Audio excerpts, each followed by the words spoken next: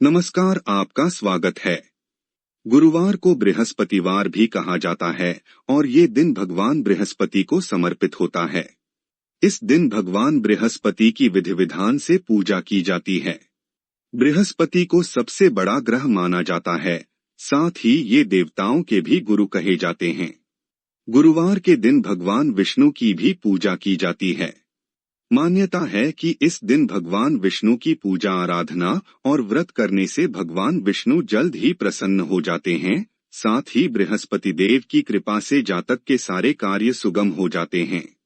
गुरुवार के दिन बृहस्पति देव की पूजा करने से विवाह मार्ग में आने वाली बाधाएं दूर हो जाती हैं। इसके साथ ही बृहस्पति भगवान की कृपा से उच्च शिक्षा और अपार धन की प्राप्ति के योग भी बनने लगते हैं। अगर आप भी सुखद गृहस्थ जीवन, नौकरी, धन और उच्च शिक्षा चाहते हैं, तो आपको भगवान बृहस्पति की पूजा जरूर करनी चाहिए। साथ ही कुछ उपाय भी करने चाहिए। आइए जानते हैं गुरुवार के दिन किए जाने वाले कुछ आसान उपाय। इस दिन ज्यादा से ज्यादा पीले रंग की चीजों का इस्तेमाल करना चाहिए। सुबह स्नान करने के बाद पीले रंग का वस्त्र धारण करें।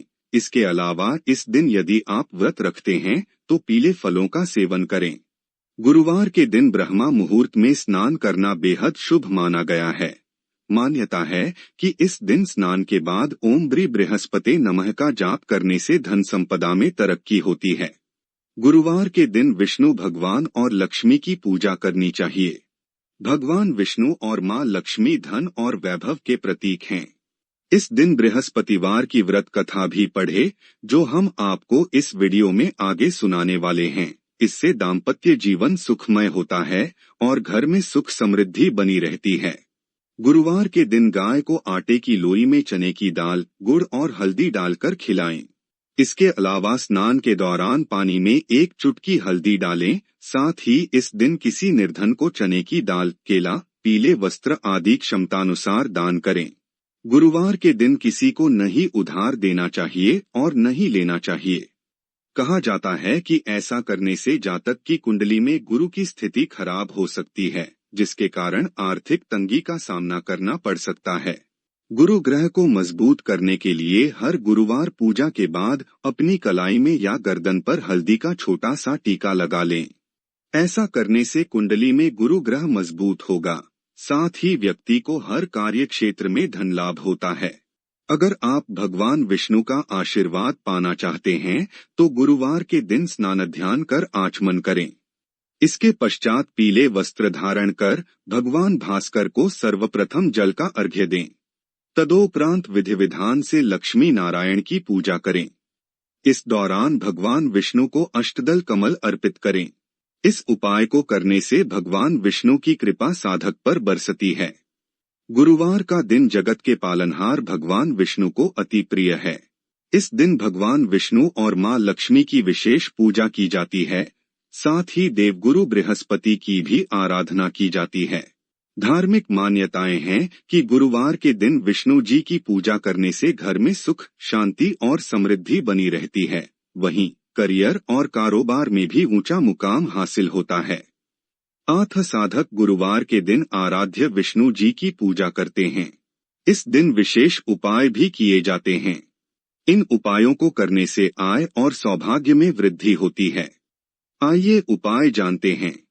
अगर आप भगवान विष्णु का आशीर्वाद पाना चाहते हैं तो गुरुवार के दिन स्नान ध्यान कर आचमन करें। इसके पश्चात पीले वस्त्र धारण कर भगवान भास्कर को सर्वप्रथम जल का अर्घ्य दें। तदोपरांत विधि विधान से लक्ष्मी नारायण की पूजा करें। इस दौरान भगवान विष्णु को अष्टदल कमल अर्पित करें। इस उपाय को करने से भगवान विष्णु की कृपा साधक पर बरसती है। अगर आपकी आर्थिक स्थिति अनुकूल नहीं है तो गुरुवार के दिन पूजा के समय भगवान विष्णु को नारियल अर्पित करें। इस समय सुख, समृद्धि और धन प्राप्ति की कामना करें। इसके पश्चात नारियल को लाल या पीले रंग के कपड़े में लपेटकर तिजोरी में रख दें। इस उपाय को करने से आय में वृद्धि होने लगती है। गुरुवार के दिन स्नान ध्यान करने के बाद विधि विधान से भगवान विष्णु की पूजा करें। इस समय केसर मिश्रित दूध से भगवान विष्णु का अभिषेक करें। इस उपाय को करने से भगवान विष्णु प्रसन्न होते हैं। उनकी कृपा से धन संबंधी परेशानी दूर हो जाती है।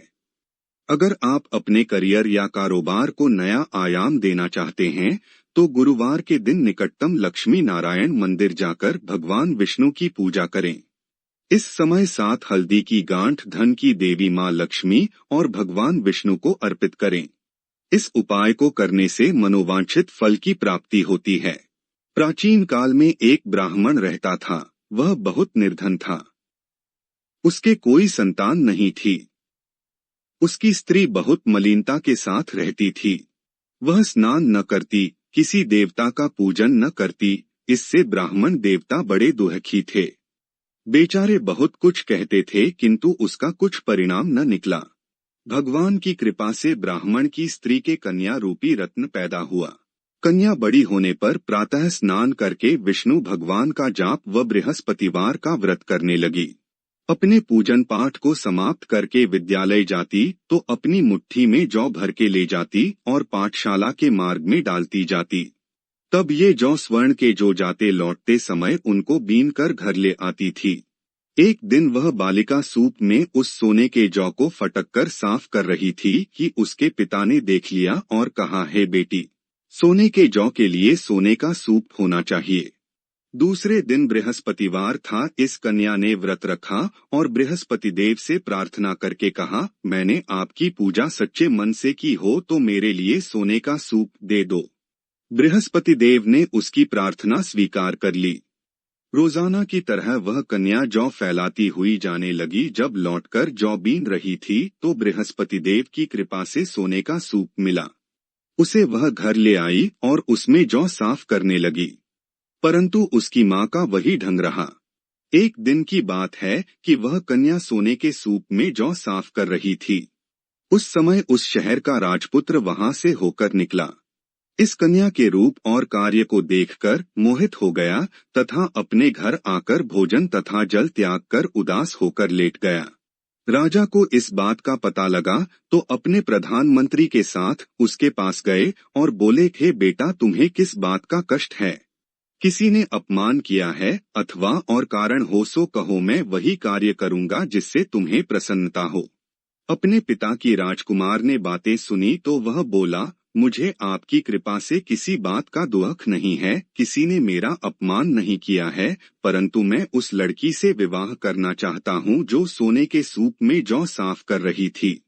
यह सुनकर राजा आश्चर्य में पड़ा और बोला, हे बेटा, इस तरह की कन्या का पता तुम ही लगाओ। मैं उसके साथ तेरा विवाह अवश्य ही करवा दूंगा। राजकुमार ने उस लड़की के घर का पता बतलाया।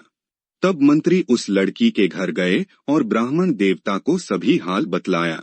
ब्राह्मण देवता राजकुमार के साथ अपनी कन्या का विवाह करने के लिए तैयार हो गए तथा विधि विधान के अनुसार ब्राह्मण की कन्या का विवाह राजकुमार के साथ हो गया। कन्या के घर से जाते ही पहले की भांति उस ब्राह्मण देवता के घर में गरीबी का निवास हो गया। अब भोजन के लिए भी अन्न बड़ी मुश्किल से मिलता था। एक दिन दुखी होकर ब्राह्मण देवता अपनी पुत्री के पास गए।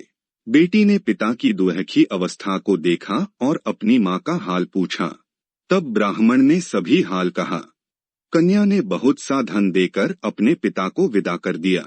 इस तरह ब्राह्मण का कुछ समय सुखपूर्वक व्यतीत हुआ। कुछ दिन बाद फिर वही हाल हो गया। ब्राह्मण फिर अपनी कन्या के यहाँ गया और सारा हाल कहा तो लड़की बोली, हे पिताजी, आप माताजी को यहाँ लिवा लाओ। मैं उसे विधि बता दूंगी जिससे गरीबी दूर हो जाए। वह ब्राह्मण देवता अपनी स्त्री को साथ लेकर पहुँचे तो अपनी माँ को समझाने लगी, हे माँ, तुम प्रातःकाल प्रथम स्नानादि करके विष्णु भगवान का पूजन करो तो सब दरिद्रता दूर हो जाएगी। परंतु उसकी मांग ने एक भी बात नहीं मानी और प्रातःकाल उठकर अपनी पुत्री के बच्चों की जूठन को खा लिया। इससे उसकी पुत्री को भी बहुत गुस्सा आया और एक रात को कोठरी से सभी सामान निकाल दिया और अपनी माँ को उसमें बंद कर दिया। प्रातःकाल उसे निकाला तथा स्नानादि करा के पाठ करवाया तो उसकी माँ की बुद्धि ठीक हो गई और फिर प्रत्येक बृहस्पतिवार को व्रत रखने लगी। इस व्रत के प्रभाव से उसके माँ बाप बहुत ही धनवान और पुत्रवान हो गए और बृहस्पति जी के प्रभाव से इस लोक के सुख भोग कर स्वर्ग को प्राप्त हुए। सब बोलो विष्णु भगवान की जय, बोलो बृहस्पति देव की जय। तो दोस्तों आज के लिए बस इतना ही। उम्मीद है आपको जानकारी पसंद आई होगी। वीडियो को लाइक करें और अपने दोस्तों के साथ जरूर शेयर करें। आप सभी का धन्यवाद।